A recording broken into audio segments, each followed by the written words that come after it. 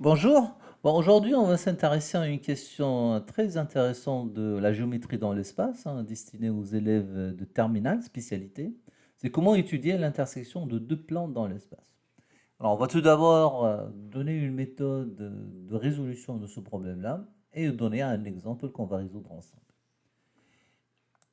Alors, comment étudier l'intersection de deux plans P1 et P2? On détermine tout d'abord des équations cartésiennes des plans P1 et P2.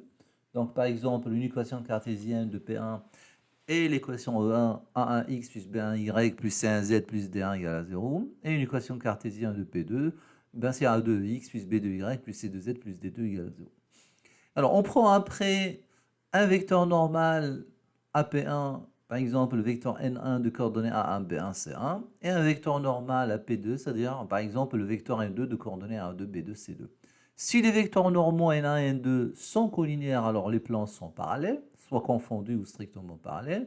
Alors confondus, si les équations 1 et 2 sont équivalentes, c'est-à-dire l'une peut s'écrire sous forme d'une constante fois l'autre, sinon il est strictement parallèle. Ils sont strictement parallèles. Si les vecteurs normaux N1 et N2 ne sont pas collinéaires, alors à ce moment-là, les plans, ils ont une intersection, voilà, qui est une droite. Là, on dit que les plans, ils s'intersectent le long d'une droite D.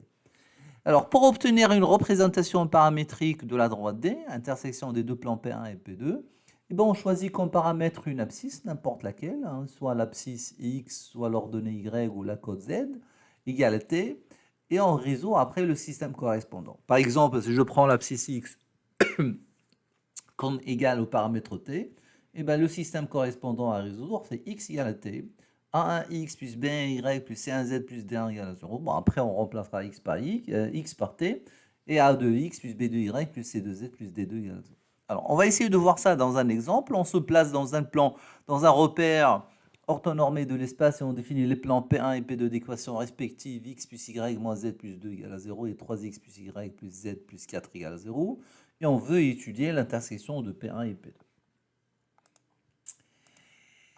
Alors, on va maintenant s'intéresser à des vecteurs normaux. On a le vecteur N1, 1, 1, moins 1 est normal au plan P1 et le vecteur N2 de coordonnées 3, 1, 1 est normal au plan P2. Tu ne peux pas écrire le vecteur N2 sous forme d'un scalaire fois N1, donc les vecteurs N1 et N2 sont alors non collinéaires et par conséquent les plans P1 et P2 sont séquences suivant une droite D qui admet pour système d'équations cartésiennes le système. Donc je prends x égale à t. Alors x plus y moins z plus 2 égale à 0, je remplace x par t, ça donne t plus y moins z plus 2 égale à 0. Et 3x plus y plus z plus 4 égale à 0, qui était l'équation cartésienne, une équation cartésienne de P2, je remplace x par t et ça devient 3t plus y plus z plus 4 égale à 0.